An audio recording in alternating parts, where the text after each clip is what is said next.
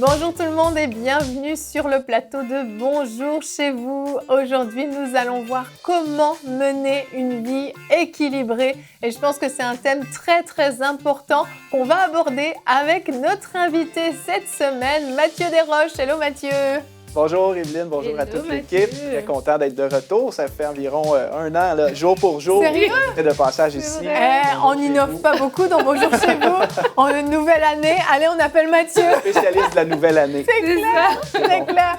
Mais parce qu'on sait, Mathieu, que les gens, dans la nouvelle année, se disent là, il faut que je réorganise mon emploi du temps, mon temps. L'année dernière, j'ai pas consacré assez de temps à Dieu, j'ai pas consacré assez de temps à ma famille, ou j'ai mal géré mon emploi du temps au travail. Donc, tu vas nous apporter des solutions parce que tu es notre spécialiste et vraiment c'est ton métier et ton ministère parce que vraiment tu le fais au niveau du séculier mais aussi au niveau vraiment des chrétiens en ministère où tu aides les gens à mieux gérer leur temps, mieux organiser leur temps. Puis c'est quelque chose vraiment super important. Pour moi, c'est un peu la maladie du siècle. On gère très mal notre temps. On l'investit dans des choses parfois complètement inutiles puis on délaisse ce qui est important et utile. Donc merci beaucoup d'être là Mathieu. Avec plaisir. Et pour ceux qui veulent savoir, Mathieu est l'époux de Sandra Kwame. Sandra est peut-être un petit peu plus connue que toi, je suis navrée, mais Bonjour chez vous t'élève chaque année, il faut t'en souvenir. Aujourd'hui, donc, le couple Kabouya est avec nous et Nadine est en pleine forme. Ça va bien? Ça va très bien, Evelyne. J'ai très bonne humeur aujourd'hui. Oui, j'ai vu ça, t'es de très bonne humeur. Je sens que tu as le rire facile. Ah ouais. Aujourd'hui, Mathieu va faire une rubrique famille. Comment trouver l'équilibre entre le travail et la vie de famille. Et donc, tu nous en parleras en deuxième partie d'émission dans la rubrique tout à l'heure. Mais d'ici là, on va commencer avec toi, Nadine. Et on va voir les dangers du déséquilibre dans la vie, dans la pensée du jour. Aujourd'hui, nous allons parler des dangers du déséquilibre dans la vie, d'avoir une vie déséquilibrée. Et Evelyne le disait en début d'émission que c'est vraiment un fléau, je crois, dans ce siècle présent, dans le siècle dans lequel on est, où on voit la vie des autres sur les réseaux sociaux. On se dit, moi aussi, je veux avoir la maison, mais en même temps, je vois la photo de quelqu'un d'autre qui a un bébé. Ah ben moi aussi, il faut que j'ai un bébé, mais l'autre, il a une voiture. Ah ben moi aussi, il faut que j'ai ceci. Et du coup, on est partagé à vouloir faire énormément de choses et ça peut vraiment amener un déséquilibre. Il y a un proverbe populaire qui dit « Qui embrasse trop, mal étreint ». Donc, si on entreprend tout en même temps, plusieurs choses à la fois, on peut vraiment se disperser et à la fin, accomplir très peu de choses. C'est important d'avoir pour cela une vie équilibrée.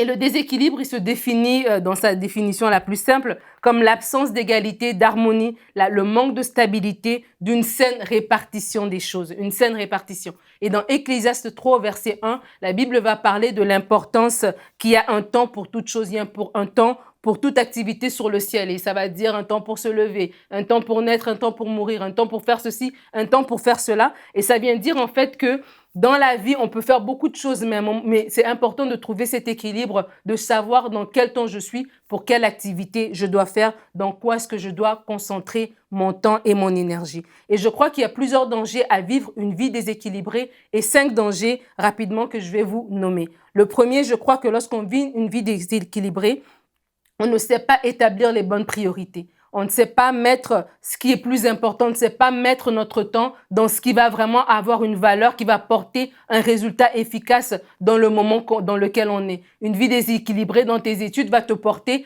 à regarder un film, à faire une sortie la veille d'un examen, à ne pas mettre tes priorités au bon endroit. La deuxième des choses, c'est qu'on ne développe pas justement la capacité de choisir la bonne part. Il a été dit de Marthe et de Marie dans cette histoire dans Jean que elle a choisi la bonne part, Marie, en restant auprès du Seigneur. Et donc, la bonne part aussi, même dans notre vie spirituelle, on va passer du temps où est-ce qu'on ne grandit pas parce que justement, on n'a pas cet équilibre de choisir la bonne part. J'ai dit tout à l'heure, embrasser trop et mal étreindre. Donc, ça veut dire on va beaucoup travailler, on va faire plein de choses un peu partout, mais au final, on n'aura pas un résultat durable. La quatrième des choses, c'est qu'on va s'épuiser. Lorsqu'on a une vie déséquilibrée, c'est sûr qu'à un moment donné, on va vers un mur parce qu'on veut justement faire plein de choses, mais on ne canalise pas justement notre énergie, notre force, nos activités et on s'épuise. Et la dernière chose, et je crois que c'est la plus terrible à mon sens, c'est qu'on passe à côté de l'essentiel. Des fois, on regarde en rétrospective, on regarde en arrière puis on se dit, tiens, mes années de collège, j'avais une vie déséquilibrée, je suis passée à côté de l'essentiel. Les années où j'avais mes enfants en bas âge, je suis partie à côté de l'essentiel. Il y a des maris qui peuvent se dire à la retraite que tiens, j'ai passé plus de temps au bureau qu'avec mon épouse et là, on se retrouve à la retraite tous les deux et on se regarde comme deux étrangers parce que j'ai pas su avoir les bonnes priorités. Je suis passée à côté de l'essentiel. Jésus est notre modèle par excellence et Jésus savait vivre une vie équilibrée. Il savait quand il fallait se reposer. Il ne cédait pas à la pression des gens qui voulaient lui faire roi. Il savait pourquoi il était venu sur terre. Il était focalisé à accomplir sa mission. Moïse dit dans le psaume 90 au verset 12, un psaume que j'aime beaucoup, « Enseigne-nous à bien compter nos jours afin qu'on applique notre cœur à la sagesse. » Et je vous invite à faire cette prière, à demander à Dieu de vous enseigner parce que ça s'apprend d'avoir une vie équilibrée et vous ne le regrettez pas. Amen. Merci Nadine. Une belle pensée pour commencer l'émission. Tu as donné plein de points là. Hein. Tu as fait fort quand même. Hein. Elle est fière de sa pensée. On sent qu'elle est fière. Tu as dit plein de vérités, surtout, et tu as parlé qu'on s'épuise, tu as parlé qu'on ne met pas les priorités au bon endroit. Et en fait, toutes ces choses vont créer tellement de frustration dans notre cœur, cette impression d'être éparpillé dans tout. Une vie déséquilibrée génère vraiment énormément de frustration et on a l'impression qu'on ne peut rien faire pour y remédier. C'est ça qui est fou, c'est comme, je fais de mon mieux, mais j'ai plein de choses à faire et puis j'essaye de placer mon temps comme je peux et c'est vraiment frustrant parce qu'en fait, on a envie de faire des choses. C'est comme si notre tête, c'est OK, il faudrait que tu fasses ces choses-là, il faudrait que tu fasses ça, mais que dans la pratique, on n'y arrive pas, on ne sait pas comment faire. Et tout à l'heure, Mathieu, tu nous donneras des bons conseils parce que je crois que la vie familiale et le travail, c'est le gros défi qu'on peut avoir en plus de la vie spirituelle qui vient se rajouter par-dessus, mais c'est des gros défis. On va regarder tout de suite notre verset du jour. Éphésiens 5 au verset 15 nous dit « Veillez donc avec soin à votre manière de vivre. Ne vous comportez pas comme des insensés, mais comme des gens sensés. » Et si on va même au verset 16, on va mettre à profit les occasions qui se présentent à vous, car nous vivons des jours mauvais. Et si à l'époque, c'était des jours mauvais, c'est quoi ce qu'on vit maintenant? Parce qu'on approche de plus en plus de la fin, on approche du bout et on doit mettre à profit les occasions qui se présentent pour beaucoup mieux gérer notre temps. Et je pense que tu en as fait mention dans ta rubrique. Le problème aujourd'hui, c'est ce qu'on appelle la dispersion. C'est le mot qu'on utilise quand dans le milieu de gestion du temps et tout. C'est le phénomène de la dispersion. Je suis très forte dans ce phénomène-là. Ouais, je le confesse publiquement. De faire plusieurs choses en même temps, c'est ça. Et c'est ça qui peut vraiment avoir des conséquences à la longue. On ajoute des choses à notre vie. Puis tout à l'heure, dans ma capsule, je vais vous montrer une image qui est tellement représentative de ce phénomène-là, de la dispersion. Mais c'est plus tu as de choses dans ta vie, plus l'équilibre est difficile à atteindre. C'est ça le gros problème. Et après, il en découle toutes les conséquences que tu as mentionnées.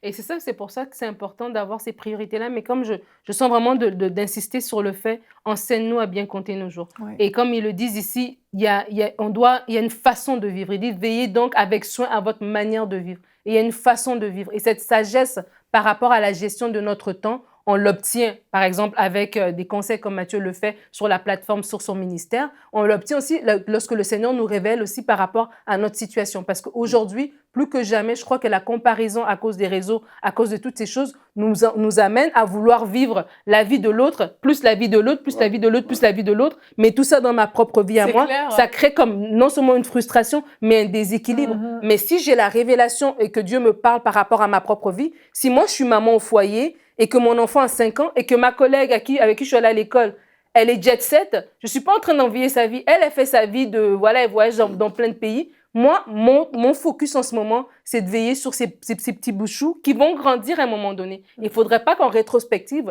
je regrette parce que je n'ai pas su vivre une vie équilibrée. J'ai voulu faire ça alors que j'avais quelque chose de plus important à faire. Et donc, ça va nous aider même à vivre dans un contentement par rapport à nos saisons, à respecter vraiment nos saisons, à dire là je suis un étudiant ou bien là je démarre mon entreprise ou peu importe, je maximise le temps qui est devant moi, je cours ma course et je reçois la sagesse pour vivre ma vie de façon équilibrée, de façon à ne pas regretter plus tard. C'est Luc Dumont qui est venu ici régulièrement, qui lui a donné une citation un jour, je l'ai notée parce qu'elle m'a vraiment marqué. Il dit en quelque sorte, une sorte de solution pour ne pas tomber dans le déséquilibre, c'est de faire beaucoup de peu de choses. Et moi, je suis entièrement d'accord. C'est le phénomène, comme tu mentionnes, de vouloir tout faire, ce que mon voisin fait, vivre, saisir toutes les opportunités de la vie, une sorte de peur de manquer quelque chose. Ça nous amène à vouloir faire trop.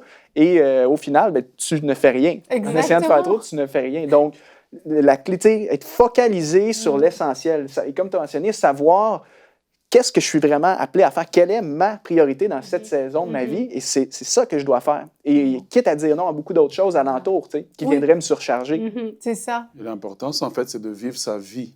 Et moi, je voudrais insister à beaucoup de gens qui, comme Nadine disait, qui vivent la vie des autres. Il y a un texte dans le Nouveau Testament qui n'a absolument rien à voir avec la gestion du temps au premier regard. On dit que Jean-Baptiste est né, puis il est parti au désert. Puis quand on regarde ça, ben on se dit, OK, il est parti au désert. Mais en fait, si on regarde, il devait être un sacrificateur parce que son père faisait partie de la famille des souverains sacrificateurs. Mais à partir du moment où il a fait un choix, en entendant la voix de Dieu, il a dit, moi, c'est ça ma vie. Alors, on a des gens aujourd'hui, en parlant du milieu chrétien, ils veulent être prédicateurs, ils veulent être chanteurs, ils veulent être ceci, ils veulent être cela. Mais au fond, ils sont en train de fuir peut-être la chose la plus simple que Dieu leur a demandé. Et si tu accepterais ce que Dieu t'a demandé, peut-être qu'alors ta vie serait plus simple et serait peut-être beaucoup plus équilibrée. Tu veux être marié, mais tu veux être célibataire en même temps. Mais tu veux quoi finalement? Et la Bible nous dit que Jean-Baptiste est parti dans le désert. Et c'est dans le désert, là où il était réduit, dans son alimentation était même réglée par rapport à ça, sa façon de vivre, de dormir, tout était réglé à partir de là. C'est là maintenant qu'il a pu devenir la voix, qui peut dire préparer le chemin du Seigneur. Son succès est parti à partir d'un choix qu'il a fait. Je veux vivre la vie que Dieu me demande de vivre et je ne vivrai pas la vie des autres. Parce que le naturel, c'était quoi? Va, sois un sacrificateur comme les autres, gère ton temps comme les autres le gèrent. Il dit, moi, je ne vais pas gérer ma vie comme ça. Je vais gérer ma vie selon un plan, selon un dessein de Dieu et je veux m'y attacher. Et souvent, on va aller comme ça et beaucoup de gens, c'est juste de l'envie, de la comparaison, qui fait que on est déséquilibré. Exactement. Et je pense qu'une vie déséquilibrée peut causer vraiment beaucoup de regrets. Et le but pour nous de cette émission, c'est de vous éviter tous ces regrets. Et avant de passer à la rubrique famille, j'ai une petite anecdote d'un ami qui a énormément travaillé quand ses enfants étaient en bas âge. Il a eu 3 enfants. Mais il travaillait comme un fou, il travaillait dans l'entreprise où il était embauché, mais il rénovait aussi leur maison familiale. Et quand une était rénovée, il rénovait la suivante. Et en fait, il a passé sa vie entre le travail et les rénovations. Et il n'a pas vu ses enfants grandir. Et arrivé à un certain âge, un jour, ils étaient en famille, puis il regarde les albums de photos des enfants bébés. Et en fait, là, il fond en larmes parce qu'il réalise qu'il n'a aucun souvenir de ces moments-là. Mais c'est blackout total, aucun souvenir. Genre, en fait, je n'étais pas là. Et je me souviens qu'il avait allé voir mon mari, puis il lui a dit « Ne fais pas la même erreur que moi, ne fais pas ça, parce que ces années-là, tu ne les récupéreras pas. » Et il s'en est tellement voulu. Et justement, c'est aussi pour ça qu'on fait cette rubrique famille, pour éviter ce genre de regrets. Donc Mathieu, on va passer maintenant à ta rubrique pour que tu nous donnes des conseils, parce que là, on a besoin, on a compris les conséquences, mais il faut les régler. Donc on enchaîne avec la rubrique famille. Donc Mathieu, on va voir avec toi comment on peut trouver cet équilibre entre la vie de famille, le travail. Et on le sait, en plus, l'année 2020 qui vient de s'écouler a été particulièrement intense pour ces 2 domaines, puisque finalement, il y a eu énormément de télétravail, il y a eu du confinement, il y a eu de l'école à la maison pour certains qui n'étaient pas du tout habitués à ça. Et je pense qu'il y a un déséquilibre qui a pu se créer. C'est le moment, là, en début d'année, de remettre de l'ordre dans tout ça. On t'écoute. Absolument. Pour commencer, on va pouvoir afficher le verset que Nadine nous a parlé tout à l'heure, Ecclésiaste 3, chapitre 1, qui dit « Il y a un moment pour tout et un temps pour toute activité sous le soleil ». C'est un principe, évidemment, biblique qui est très puissant. Pour moi, un des principes fondateurs quand on parle de l'équilibre de vie. Passage qui, selon moi, mentionne que la vie, comment je l'interprète, c'est la vie a différents compartiments. Ta vie a différentes saisons. Et quand on lit tout le texte dans Ecclésiaste chapitre 3 un peu plus loin, on voit que le passage nous dit il y a un temps pour planter, un temps pour arracher, un temps pour pleurer, un temps pour rire. Mais dans notre vie, il y a également un temps pour chaque chose. Donc, il y a un temps, oui, pour le travail, mais il y a aussi un temps, pour reprendre l'exemple que tu mentionnais, Yveline, il y a un temps pour ta famille, il y a un temps pour les enfants, il y a un temps pour te reposer, il y a un temps pour les choses spirituelles, un temps pour les loisirs, les plaisirs de la vie. Donc, pour moi, c'est un passage fondateur. Donc, je vais juste le mentionner parce que je vais sûrement y faire référence un peu plus loin dans la rubrique. Et premier conseil que je veux apporter, partager, piste de réflexion plutôt, c'est moi, j'aimerais dire que l'équilibre de vie, c'est un choix. Avoir une vie équilibrée, c'est tout à propos des choix que tu fais. En fait, il n'y a pas... Moi, je dis toujours, tu ne peux pas gérer ton temps. La gestion du temps, à proprement dit, n'existe pas. La gestion de tes décisions et de tes choix, de ce que tu vas faire aujourd'hui, maintenant, ça, c'est ce qui est en ton pouvoir. Oui, parce qu'on a tous 24 heures dans une journée, on ne peut rien y faire pour y remédier. Exact. Le temps ne se contrôle pas. C'est pas comme les finances, la gestion d'argent, que tu peux gérer ton budget, tu peux couper des dépenses, ajouter des revenus, etc. Le temps va passer, qu'on le veuille ou non. Tu l'as mentionné aussi, l'exemple de cet homme-là qui... les années qui sont passées, qui étaient loin de sa famille, il ne les reverra plus, malheureusement. Donc, en fait, la vie, c'est une question de choix. Quelqu'un qui, aujourd'hui, peut-être se trouve en situation de déséquilibre, c'est certainement une série de choix qu'il a faites. Parfois, c'est des choix volontaires, parfois, c'est des choix très subtils, des micro-décisions que tu as prises, que tu n'en voyais pas de conséquences, tu n'en voyais pas vraiment d'impact, mais là, au bout de quelques mois, quelques années, ça te rattrape. Et parfois, c'est des circonstances externes, comme tu as mentionné, la pandémie. C'est certain que la pandémie a provoqué des choses, a amené des personnes à faire des choix forcés. Il faut que tu réagisses, il faut que tu te vires de bord et tout ça. Alors, quelqu'un qui est en déséquilibre aujourd'hui, souvent, c'est en raison d'une série de choix. Alors, première piste de solution pour retrouver un équilibre plus sain, c'est de réaliser que, en fait, si je me trouve dans cette situation-là, c'est à cause des décisions que j'ai prises. Ce qui veut dire que ce n'est pas perdu. Je peux rattraper le mal qui a été fait en quelque sorte en prenant à partir d'aujourd'hui des meilleures décisions. Ah, c'est fort. Et quand on parle de gestion du temps aussi et la gestion de sa vie, là, des décisions que tu prends, c'est très rarement choisir entre quelque chose de bon et de mauvais. Hein? Si c'était ça, la vie serait facile. Dans le sens, c'est bien que je vienne enregistrer une émission aujourd'hui versus telle chose, ça, c'est pas bon. Non. Aujourd'hui, c'est bon que je vienne enregistrer, mais ça aurait été aussi bon peut-être que je sois chez moi à, disons, écrire mon prochain livre ou un truc du genre. On est d'accord, c'est deux activités qui sont bonnes, mais la gestion du temps, la sagesse qu'il faut aller chercher dans notre gestion du temps, c'est de déterminer, en fait, qu'est-ce qui est réellement le meilleur. Ce n'est pas qu'est-ce qui est bon ou mauvais, mais qu'est-ce qui est bon et meilleur. Donc, une question que je vous encourage à vous poser à la maison, quand vous vous retrouvez dans des contextes peut-être de dilemme, de savoir est-ce que c'est ça ma priorité ou c'est plutôt tel truc, demandez-vous, faites un travail d'introspection, de vous dire qu'est-ce qui, présentement, aujourd'hui, dans cette saison de ma vie, avec mes circonstances, avec mon contexte familial, le contexte mondial de pandémie qui se passe, qu'est-ce qui, en ce moment, est le plus essentiel? Qu'est-ce qui est le meilleur pour moi? Et un peu comme Nadine a partagé tout à l'heure dans sa chronique, bien, c'est certain que plus tu connais qui tu es et qu'est-ce que tu es appelé à faire, plus c'est facile de prendre ces décisions-là. Effectivement. Alors, très important. Et je vais continuer parce que je veux donner le maximum de conseils. Donc, je pense à mon prochain conseil pour améliorer son équilibre de vie. Ce que je dis aux gens, je dis, il faut apprendre à jongler. Et je vais expliquer mon point. Il faut devenir, en quelque sorte, des jongleurs professionnels. Un jongleur, hein, quelqu'un qui a des boules et qui lance ça. Je vais vous expliquer mon point. Et on va mettre un schéma à l'écran. On peut l'afficher. Vous allez le voir à l'écran en ce moment. Alors, ici, c'est un exemple simplifié de ma vie. Évidemment, ma vie est un petit peu plus complexe que ça dans la réalité. Mais ma vie, disons, si je prends l'essentiel, j'ai ma sphère de vie personnelle et d'un autre côté, j'ai ma sphère de vie professionnelle, mon entreprise. Lorsqu'on décortique chacune de nos sphères de vie, on réalise qu'il y a plusieurs choses. Ma vie personnelle implique de la gestion quotidienne, prendre soin de ma santé en faisant de l'activité physique, entretenir mes relations, ma famille, ma vie spirituelle. Et si je vais du côté de mon entreprise, bien, j'ai toutes sortes de responsabilités aussi. Servir mes clients, créer du contenu, gérer ma comptabilité, etc. Donc, la vie, en fait, moi, je le vois vraiment, comme vous le voyez sur le schéma, comme une collection de responsabilités qu'on doit assumer. Ouais. Et le discours qu'on dit, quand on parle d'avoir une vie équilibrée, là, on peut laisser le schéma à l'écran parce que je veux que vous le voyez pendant que je parle.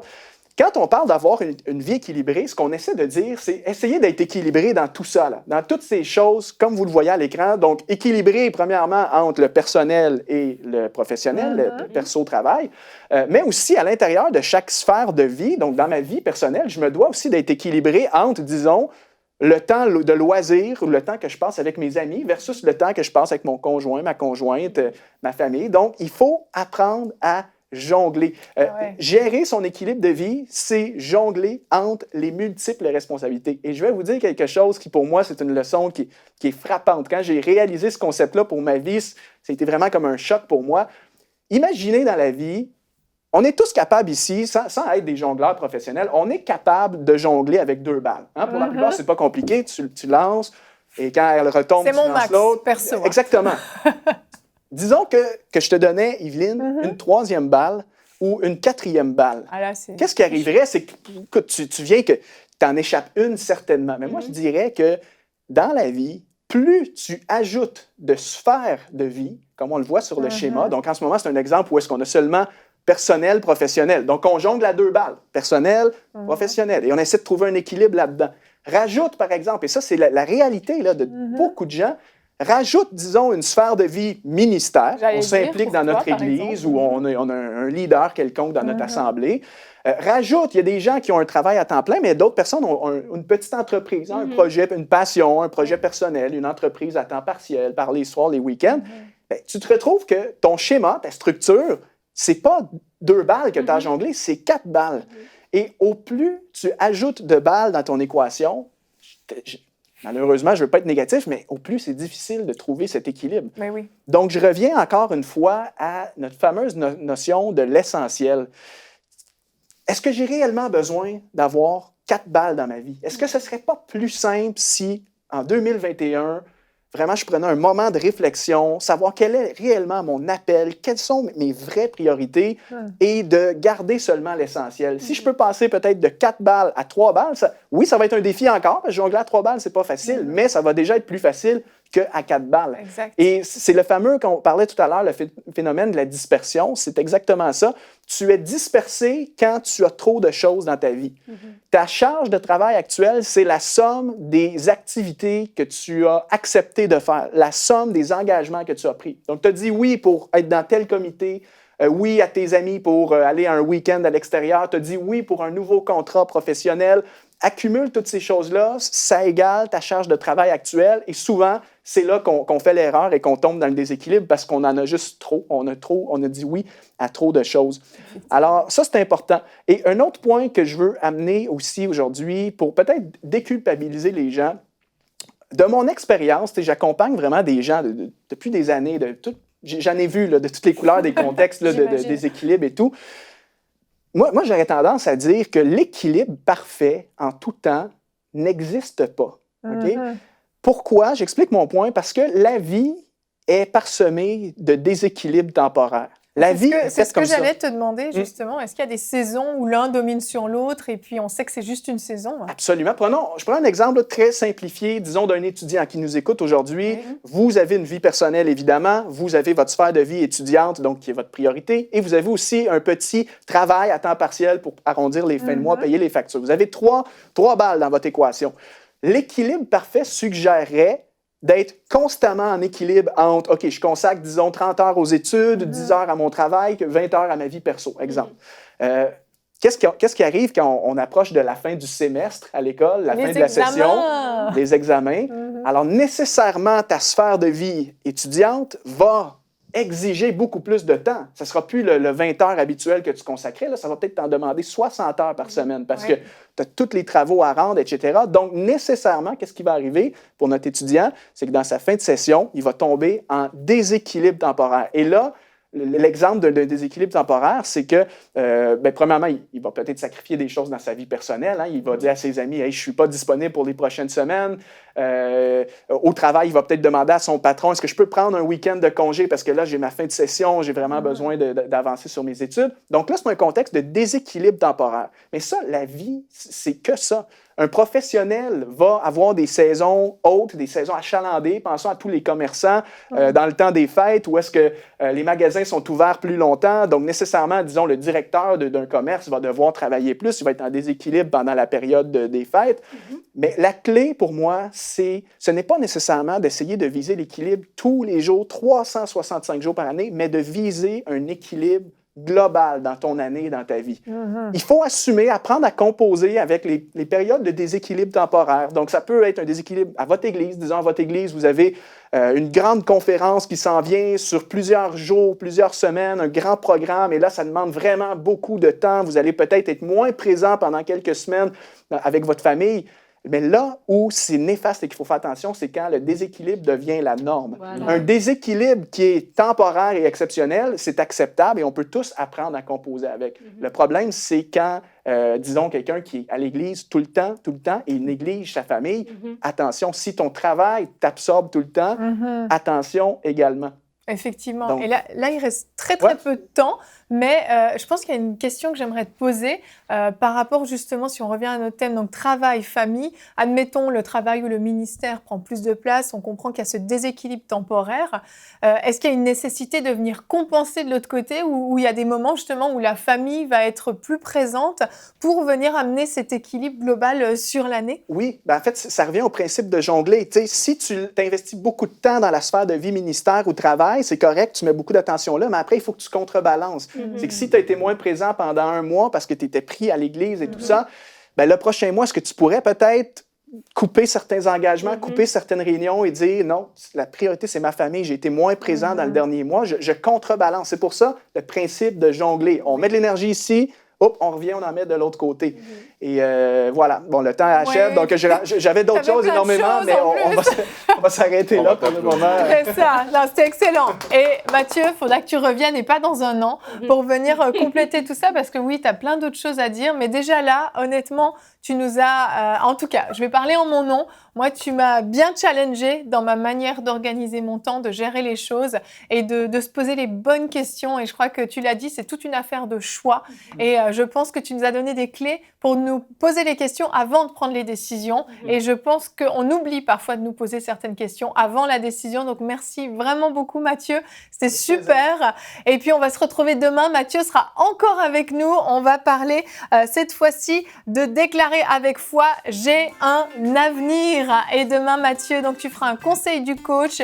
Tu vas nous donner 3 conseils pour avoir une année productive. Donc, ne vous en faites pas si vous avez l'impression que vous voulez en avoir encore plus aujourd'hui. Demain, il y en a encore plus. Encore un beau conseil du coach par Mathieu qui va pouvoir nous aider à bien gérer, avoir une année bien productive. Et je pense qu'on est tous d'accord qu'on veut une année productive. Merci Mathieu, merci les Kabouya et merci à vous de nous avoir suivis. À demain et bonjour chez vous.